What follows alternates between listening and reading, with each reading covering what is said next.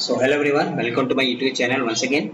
आज जो topic discuss करने जा रहे हैं वो है एटॉमिक स्ट्रक्चर्स का normalization and orthogonality of wave functions. ठीक है, ये एक इंपॉर्टेंट टॉपिक है बेसिक वालों के लिए, जिसमें हमें नॉर्मलाइजेशन का बेसिक कॉन्सेप्ट क्या है, ऑर्थोगोनैलिटी ऑफ वेव फंक्शंस क्या है और उस पर रिलेटेड न्यूमेरिकल्स क्वेश्चन कैसे हमको मिलेगा। ठीक है, तो एक इंपॉर्टेंट टॉपिक है। So let us start today's session, normalization and orthogonality of wave function.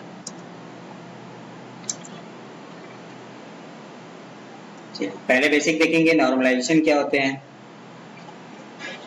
तो हमने पीछे वेव फंक्शन जब पढ़ा था, जब श्रोडिंगर ने वेव फंक्शन साई को डिफाइन किया था एंड देन इसका फिजिकल सिग्निफिकेंस आया था, तो हमें क्या पढ़ा था, मैक्स बॉर्न के हिसाब से mod of Sai square gives the probability of finding an electron around the nucleus. ठीक, तो the wave function size set to be normalized. What do you mean by normalization of wave function? तो हमें normalize कब होता है, जब the total probability of finding electron is unity. ठीक है, कि किसी particular space में total finding probability of finding an electron क्या होना चाहिए, unity होना चाहिए, तब हम उसको बोलते हैं कि wave function क्या है, ये normalized है। ठीक है, तो if mod of psi square dx that is psi conjugate psi dx is equal to probability of finding the particle in the infinitesimal distance element dx, then the sum of such probabilities must be unity, क्योंकि probability की maximum value क्या होती है, 1। इसी को हम बोलते हैं normalization of wave function and mathematically it can be expressed as limit minus infinite to infinite psi star psi dx equal to 1। मतलब हम किसी वेव फंक्शन को नॉर्मलाइज करने का मतलब यह है कि उसको ऐसे कांस्टेंट से मल्टीप्लाई करिए, ठीक है, जो उसके क्या करें कि प्रोबेबिलिटी अगर हम निकालें तो वो हमें कितना दे देगा, 1। ठीक है, क्योंकि हमें पता है कि सम ऑफ प्रोबेबिलिटीज टोटल कितना आना चाहिए, 1 के बराबर, तब हम इस ऐसे वेव फंक्शन को बोलते हैं कि वो नॉर्मलाइज्ड है। तो नॉर्मलाइज करने के लिए क्या है कि आपको एक वेव फंक्शन साई देगा, एक उसमें हम एक ऐसे नंबर्स नॉर्मलाइजेशन कांस्टेंट से मल्टीप्लाई करेंगे, फिर एक हमें लिमिट देगा, जैसे मान लीजिए कि 0 to a, ठीक है, इसके कॉन्जुगेट से मल्टीप्लाई मतलब स्क्वायर कर दीजिए, इसको इंटीग्रेट करिए और ये हमें कितना आना चाहिए, 1। ये मतलब हो गया नॉर्मलाइज्ड वेव फंक्शंस का। ठीक, मतलब टोटल प्रोबेबिलिटी कितना आना चाहिए, मस्ट बी यूनिटी। सबको अगर ऐड करें पूरी प्रोबेबिलिटी के, किसके बराबर आना चाहिए, 1। The wave function size said to be orthogonal if the product of two wave functions when integrated over the whole space gives value equal to 0। अगर ऑर्थोगोनैलिटी का मतलब क्या हो गया कि दो वेव फंक्शन आपको दिया हुआ है, लिमिट हमें दिया हुआ है, उसको हम इंटीग्रेट करें तो क्या आना चाहिए, 0। अगर ये 0 के बराबर है तब हम उसको बोलेंगे कि यस, दोनों फंक्शन क्या है, ऑर्थोगोनल है।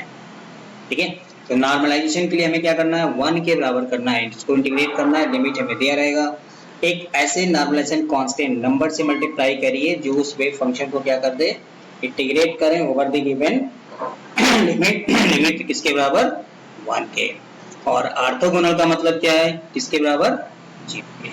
ठीक है, ये मैंने पहले भी वीडियो में डिस्कस किया होगा। चलिए अब यहाँ से क्वेश्चन कैसे आएगा। फर्स्ट यहाँ में क्वेश्चन है, जैसे example 1, normalize the function psi equal to x square over the interval 0 to x के, मतलब x की वैल्यू 0 और k के बीच में है। तो चलिए लेट साई मान लेते हैं, ऑलरेडी हमें दिया हुआ है एक्स स्क्वायर, नॉर्मलाइजेशन कांस्टेंट को मान लेते हैं n। तो normalized wave function psi n क्या हो जाएगा, इसको n से मल्टीप्लाई कर दीजिए, मतलब n into x to the power 2। अब कंडीशन लगाइए, तो from the normalization condition limit हमारा क्या है, 0 to k। ठीक, वेव फंक्शन क्या हो गया, तो n साई स्क्वायर, इस पूरे का हम क्या कर दें, होल स्क्वायर, और देन dx, इसके बराबर आना चाहिए 1। चलिए n स्क्वायर है तो बाहर कर दीजिए। अब लिमिट क्या हो गया, 0 to k, यहाँ में क्या हो गया, x to the power 4 dx equal to 1। ठीक, हमें निकालना है n स्क्वायर की वैल्यू, मतलब n की वैल्यू निकालनी है। चलिए अब इंटीग्रेट करिए, x to the power 4 तो क्या हो जाएगा, x to the power 5 divided by 5, limit क्या है, 0 to k, किसके बराबर, 1। रख दीजिए, यहाँ से क्या मिलेगा, n स्क्वायर। ठीक, यहाँ पे क्या मिल जाएगा, k to the power 5 by 5 के रख दिया और 0 रखेंगे तो क्या मिलेगा 0 इक्वल टू 1। तो n स्क्वायर की वैल्यू कितना आ जाएगा, बोलिए 5 बाई के टू द पावर 5। तो n की वैल्यू क्या आ जाएगा 5 के टू द पावर 5 इस पूरे का पावर 1/2, या आप ऐसे भी लिख सकते हैं स्क्वायर रूट ऑफ 5 बाई के टू द पावर 5। ठीक, सो नॉर्मलाइज्ड वेव फंक्शन क्या हो गया, इसको हमें मल्टीप्लाई करना है, इस कांस्टेंट से मल्टीप्लाई कर देंगे हम तो जो वेव फंक्शन आपको दिया हुआ था उसकी वैल्यू क्या आएगा, इंटीग्रेट करेंगे तो 1। तो ये हमारा नॉर्मलाइज्ड वेव फंक्शन आ गया। नॉर्मलाइजेशन कांस्टेंट पूछा होता तब तो सिर्फ यहाँ तक आंसर आएगा। ठीक, तो ये कांस्टेंट की वैल्यू है और ये नॉर्मलाइज्ड वेव फंक्शन है। This is normalized wave function. Clear है? तो हमें एक वेव फंक्शन दिया रहेगा, एक हम कांस्टेंट मान लेंगे n, let the normalization constant be n. So normalized wave function क्या हो गया, उसको मल्टीप्लाई कर देना है 10 into x स्क्वायर। ठीक, अब इसको नॉर्मलाइजेशन कंडीशन के हिसाब से में लिमिट क्या दिया आपको 0 to k, जो वेव फंक्शन दिया उसका होल स्क्वायर कर दीजिए dx equal to 1 and then simplify कर दीजिए, n स्क्वायर हो गया, स्क्वायर स्क्वायर क्या हो गया k टू द पावर 4। ठीक है, 0 to k की लिमिट में हमने इसको सॉल्व कर दिया तो हमें मिल गया ये। तो सिर्फ नॉर्मलाइजेशन कांस्टेंट अगर पूछेगा तब तो यहाँ तक आना है, नॉर्मलाइज्ड वेव फंक्शन पूछेगा तो आपको जो फंक्शन दिया रहेगा उसमें हमें इसको मल्टीप्लाई कर देना है। क्लियर?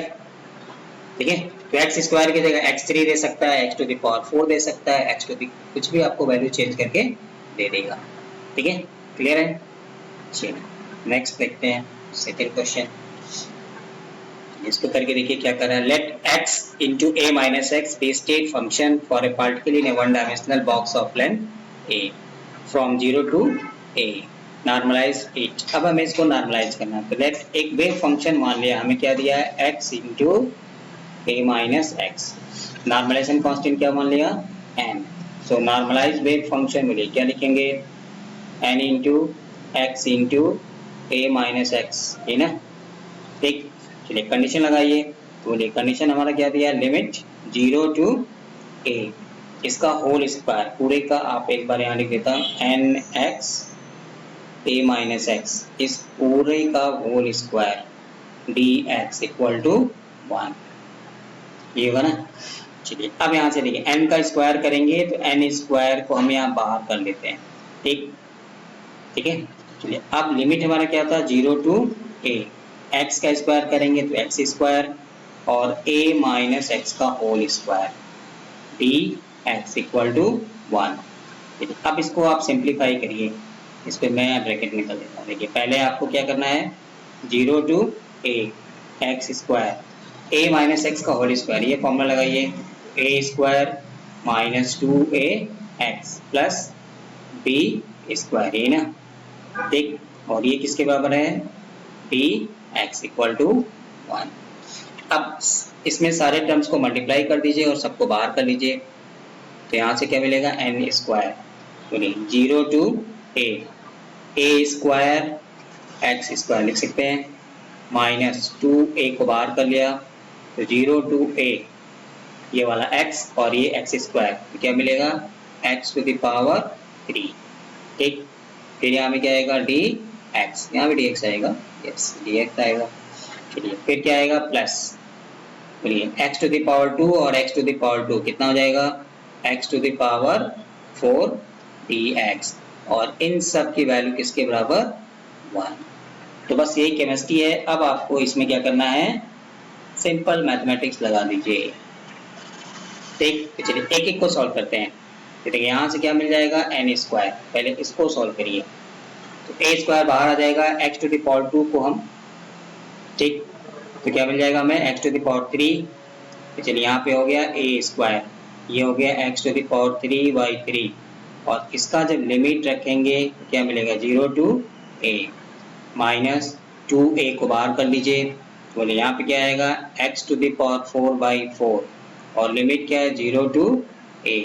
ठीक, प्लस चलिए यहाँ भी आप 0 to a x to the power 5/5 मतलब यहाँ पे, और लिमिट क्या हो गया हमारा 0 to 0 to a, ठीक है, इसको मैं हटा देता हूँ।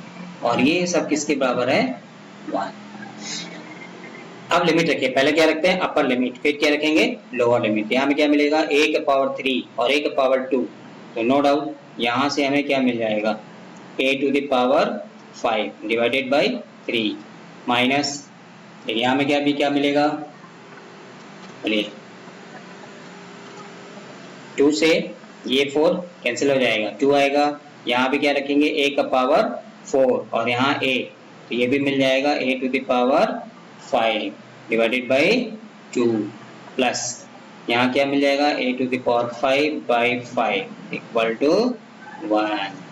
चलिए अब एलसीएम लेके सिंप्लीफाई कर दीजिए, तो 3 2 5 एलसीएम कितना हो जाएगा 30, यहाँ से कितना मिलेगा, चलिए 10 कप a और 5 minus 15 a to the power 5 plus 6 a to the power 5 equal to 1।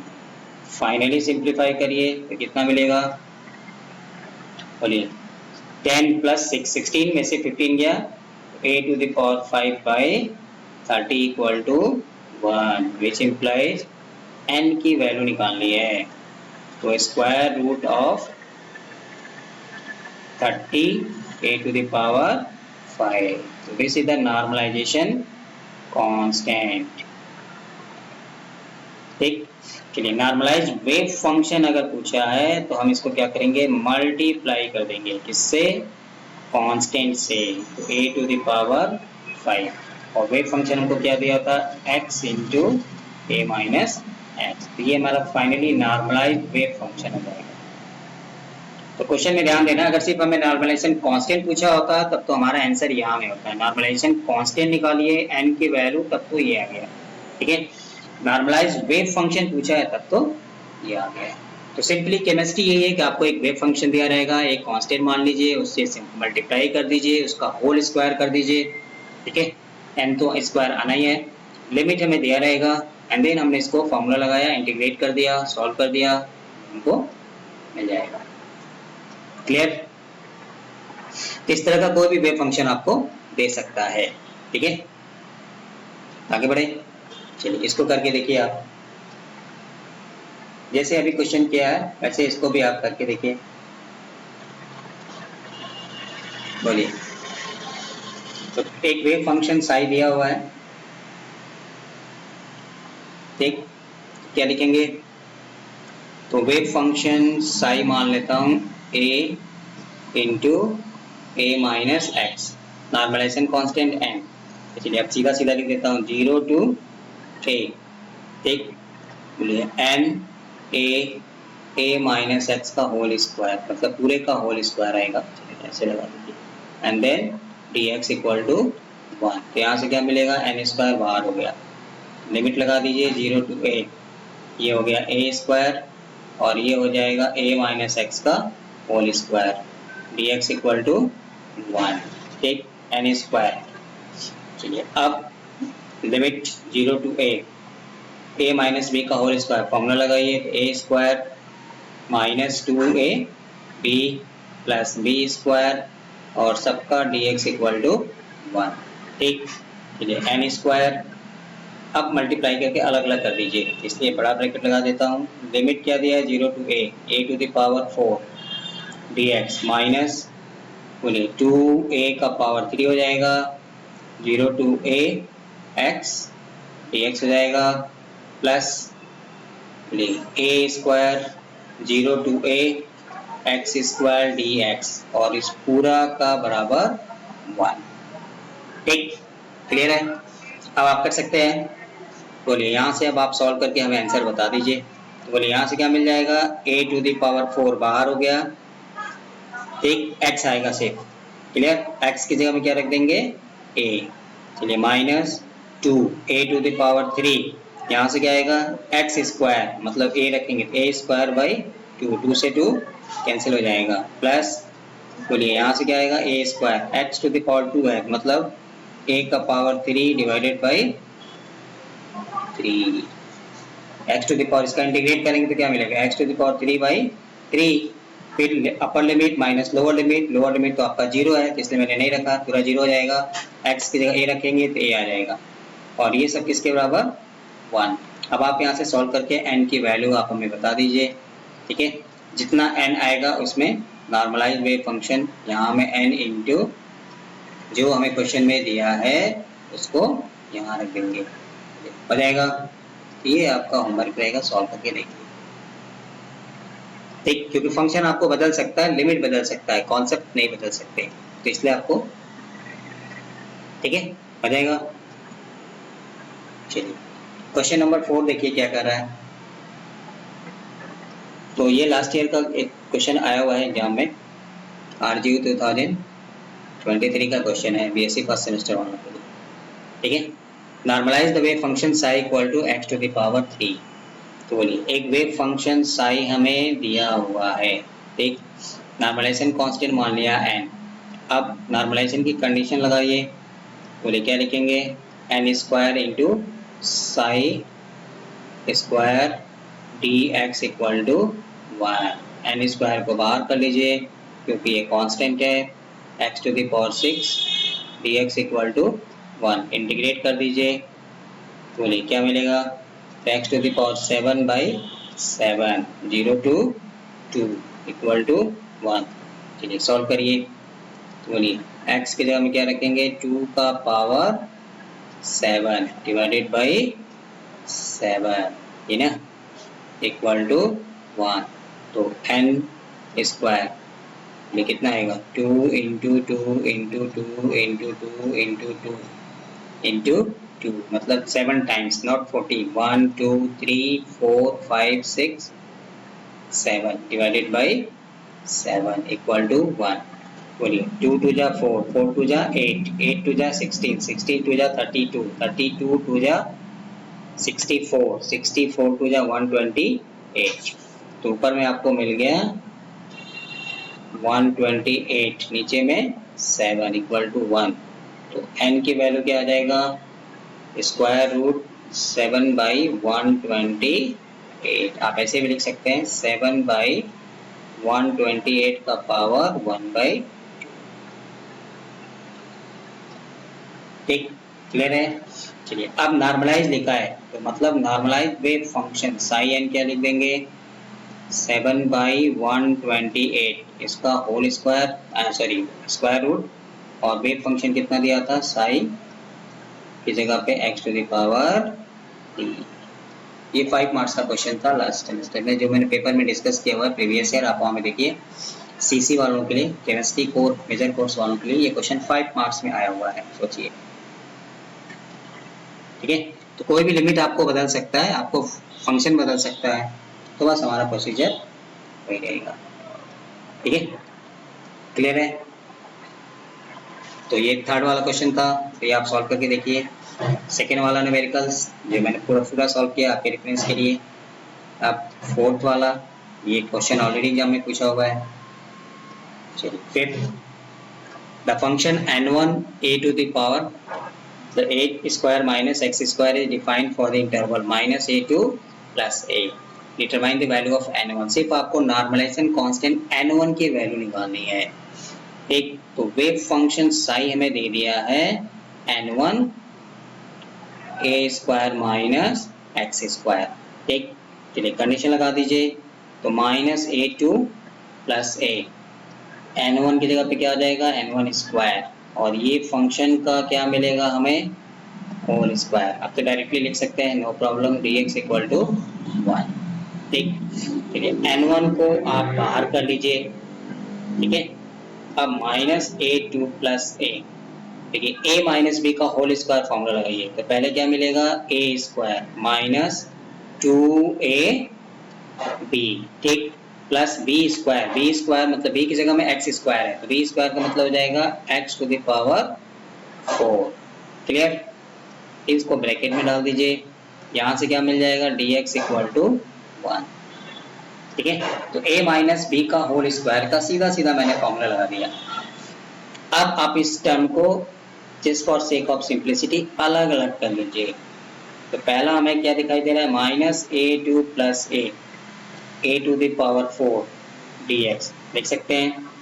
दूसरा टर्म क्या दिखाई दे रहा है, 2a² बाहर कर दीजिए, -a2 प्लस a, यहाँ में क्या हो गया x² dx, ठीक, प्लस बोलिए -a2 plus a x to the power 4 dx, और ये सब किसके बराबर आना चाहिए, 1, ठीक। चलिए सॉल्व करते रहिए आप, तो जस्ट वीडियो को पॉज करिए, आप यहाँ से सॉल्व कर दीजिए, ठीक है। 2 मिनट के लिए वीडियो को आप पॉज कर दीजिए और आप सॉल्व करके यहाँ से देखिए। अभी ये केमिस्ट्री का था, मैथमेटिक्स यहाँ से, ठीक। चलिए सॉल्व करके देख लिया कि क्या मिलेगा यहाँ से। चलिए इसका इंटीग्रेशन करेंगे, ये बाहर हो जाएगा, और x तो यहाँ से हमें क्या मिल जाएगा, a टू द पावर 4, ठीक। फिर यहाँ में सिर्फ x आएगा, चलिए मैं यहाँ से लिखता हूँ x, बट हमें क्या रखना है, देखिए upper limit minus lower limit, ठीक। तो अपर लिमिट में क्या है हमारा प्लस a है, और लोअर लिमिट में क्या है माइनस a है, ठीक है। तो रख के देखिए क्या मिलेगा, अपर लिमिट में क्या है प्लस a, और लोअर लिमिट में क्या है माइनस a, ठीक है। तो यहाँ से क्या मिल जाएगा,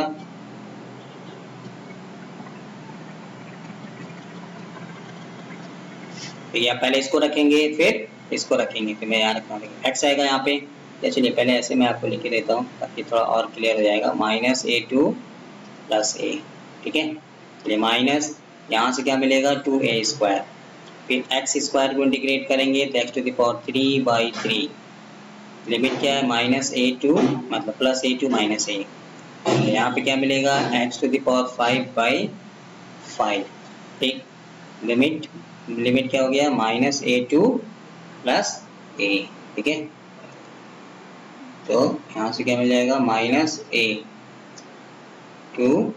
प्लस a, और ये सब किसके बराबर है 1, देखिए यहाँ पे ध्यान दीजिए, x की जगह में क्या रखेंगे a, पहले अपर लिमिट रखेंगे तो क्या मिलेगा a, मैं यहाँ करता हूँ a, फिर माइनस, और फिर क्या रखेंगे लोअर लिमिट माइनस, तो माइनस माइनस क्या हो जाएगा प्लस, तो 2a, तो यहाँ से एक्चुअली हमें क्या मिलेगा, जो भी वैल्यू है वो डबल हो जाएगा, तो 2a, और ऑलरेडी a का पावर 4 है, तो टोटल क्या हो गया a टू द पावर 5, ठीक। चलिए वही कॉन्सेप्ट यहाँ लगाइए, तो क्या मिल जाएगा 2a टू द पावर 5/5, ठीक। वही कॉन्सेप्ट यहाँ लगाइए, तो 4a to the power 5/5, but ये 5 है और ये माइनस है, इसलिए हमें क्या आ जाएगा माइनस, ठीक है, यहाँ माइनस आ जाएगा, ठीक। और ये सब किसके बराबर होगा 1, चलिए नीचे में कुछ नहीं, यहाँ पे 1 है, यहाँ में क्या है 5 है, और यहाँ में क्या आएगा, सॉरी ये 5 नहीं था ना, ये कितना आएगा, ये आपका 3 था ना, यहाँ पे 3 है ना, यहाँ पे 3 आएगा, ठीक है। चलिए यहाँ पे इसको मैं रेड पेन से ले लेता हूँ, चलिए यहाँ में क्या मिलेगा हमें 3 है, यहाँ में क्या मिल गया 3, यहाँ में 5 था तो 5, ठीक। चलिए एलसीएम कितना हो जाएगा 15, सिंप्लीफाई कर दीजिए, बोलिए, तो n1² एलसीएम कितना हो जाएगा 15, 15 टू जा 30 a टू द पावर 5 माइनस, चलिए माइनस कितना जाएगा -5 टू जा 10 a to the power 5 plus 6 a to the power 5, ये सब किसके बराबर 1, सिंप्लीफाई कर दीजिए, ऊपर में क्या मिल जाएगा, 16 a to the power 5/15 equal to 1, तो n1 हमें निकालना ही है, तो यहाँ से क्या मिल जाएगा 15 divided by 16 a to the power 5 का स्क्वायर रूट, मैंने ऐसे लिखा है, आप चाहें तो स्क्वायर रूट विद साइन भी लगा सकते हैं। देखिए 15 को वैसे ही छोड़ दीजिए, 16 का स्क्वायर रूट क्या होता है 4, और a टू द पावर 5 में से हम एक 4 को बाहर निकाल लें, तो यहाँ से क्या बच जाएगा √a, और इसके पावर में क्या लिख सकते हैं 1/2, ठीक है। तो कभी कभी क्वेश्चन में ऐसे भी लिखा रहेगा, देखिए 15/8, इस पूरे का पावर 1/2, और यहाँ से क्या बाहर आ गया 4a², ठीक है। तो ऐसे भी लिख सकते हैं आप, ऐसे भी लिख सकते हैं, कोई दिक्कत नहीं। क्लियर? तो बस फंक्शन हमें बदल देगा, कोई दिक्कत नहीं है, लिमिट हमें दिया रहेगा, बस सिंपली आपको किसको स्क्वायर कर दीजिए, वेव फंक्शन को स्क्वायर कर दीजिए, a plus b a minus b whole square, जो भी फॉर्मूला है अप्लाई करिए, सारे टर्म्स को स्प्लिट कर दीजिए एंड देन वहां से लिमिट निकाल के upper limit minus lower limit रख दीजिए, ठीक है रहेगा। तो आप इसको जस्ट यहाँ से नोट कर लीजिए वीडियो को पॉज करके, ठीक है। तो इसी तरह का क्वेश्चंस आपको यहाँ से मिलेगा, ठीक, क्लियर? तो ये नॉर्मलाइजेशन के लिए था। एक ऑर्थोगोनलिटी, तो ऑर्थोगोनलिटी के लिए क्या करना है आपको, दो वेव फंक्शन दिया हुआ है, करिए हमें बस ये प्रूफ करना है फॉर ऑर्थोगोनल वेव फंक्शन, दो वेव फंक्शन जो है वो ऑर्थोगोनल कब होंगे, उसकी कंडीशन क्या थी, लिमिट, लिमिट हमारा क्या है माइनस के टू के, इन दोनों वेव फंक्शंस को क्या करना है हमें मल्टीप्लाई करना है, इंटीग्रेट करके किसके बराबर लाना है, जीरो, या अगर जीरो के बराबर हैं it means they are orthogonal to each other, तो रख दीजिए। तो लिमिट हमारा दिया है माइनस के, यहाँ में प्लस के, एक फंक्शन क्या है x, दूसरा फंक्शन क्या है एक्स स्क्वायर, ठीक, डी एक्स, हमें इसको सॉल्व कर देना, तो कर दीजिए। तो माइनस के यहाँ से क्या मिल गया x to the power 3 d x, इसका इंटीग्रेट करेंगे तो क्या मिलेगा x टू द पावर 4/4, ठीक है। लिमिट क्या दिया था हमको माइनस के टू प्लस के, रख दीजिए। तो पहले क्या रखेंगे, देखिए k टू द पावर 4/4, फिर माइनस रखेंगे और फिर क्या रखेंगे माइनस के पावर 4/4, है ना, ठीक। माइनस का पावर 4 है तो क्या मिल जाएगा हमको, माइनस इंटू माइनस प्लस, फिर माइनस माइनस, फिर माइनस प्लस, तो यहाँ से वही आएगा, मतलब यहाँ से हमें क्या मिलेगा के 4/4 माइनस के 4/4, दोनों वैल्यू सेम है तो कैंसिल हो गया, मतलब क्या आया, zero. It means it satisfied the orthogonality condition, ये ऑर्थोगोनलिटी कंडीशन को सेटिस्फाई कर रहा है, ऑर्थोगोनलिटी कंडीशन। इट मीन्स कि दोनों जो वेव फंक्शन आपको दिया हुआ है वो क्या है, are orthogonal to each other, ये दोनों एक दूसरे के ऑर्थोगोनल हैं, ठीक है। तो कोई दो वेव फंक्शन दिया रहेगा और लिमिट आपको दिया रहेगा और आपसे कहेगा कि शो करिए, प्रूफ करिए कि ये दोनों ऑर्थोगोनल है, तो हमें क्या करना है कि उसको इस लिमिट में रख दीजिए, दोनों वेव फंक्शन को मल्टीप्लाई कर दीजिए और इस इंटीग्रेशन की वैल्यू को क्या लाना है, जीरो के बराबर, अगर जीरो के बराबर है तो हम बोलेंगे कि yes both are orthogonal to each other, ठीक। तो ये नॉर्मलाइजेशन के लिए और ऑर्थोगोनलिटी के लिए इस तरह का क्वेश्चंस, ठीक है, क्लियर है। तो थ्योरी, तो हमें थ्योरी भी मिला हुआ है क्वेश्चन यहाँ पे, ठीक, तो थ्योरी क्वेश्चन भी है यहाँ पे और उसी पे रिलेटेड न्यूमेरिकल्स भी है। So thank you for watching, मिलते हैं नए वीडियो में नए टॉपिक के साथ, तब तक स्वस्थ रहिए, मस्त रहिए।